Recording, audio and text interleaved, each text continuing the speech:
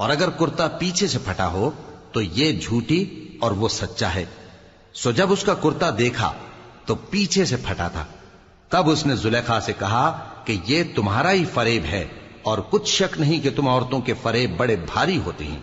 یوسف اس بات کا خیال نہ کر، اور زلیخا تو اپنے گناہ کی بخشش مانگ، بے شک خطا تیری ہی ہے۔ اور شہر میں عورتیں گفتگویں کرنے لگیں کہ عزیز کی بیوی اپنے غلام کو اپنی طرف مائل کرنا چاہتی ہے، اور اس کی محبت اس کے دل میں گھر کر گئی ہے،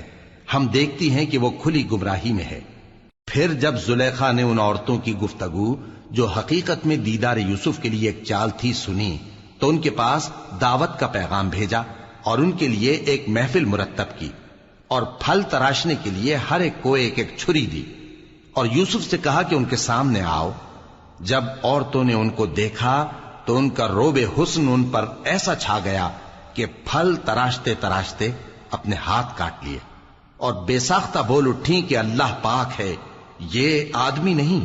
یہ تو کوئی بزرگ فرشتہ ہے۔ زلیخا نے کہا تو یہ وہی ہے جس کے بارے میں تم مجھے تانے دیتی تھیں، اور بے شک میں نے اس کو اپنی طرف مائل کرنا چاہا، مگر یہ بچا رہا،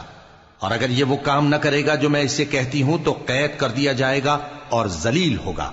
یوسف نے دعا کی کہ پروردگار، جس کام کی طرف یہ مجھے بلاتی ہیں اس کی نسبت مجھے قید پسند ہے، اور اگر تو مجھ سے ان کے فریب کو نہ ہٹائے گا تو میں ان کی طرف مائل ہو جاؤں گا اور نادانوں میں سے ہو جاؤں گا۔ پس ان کے رب نے ان کی دعا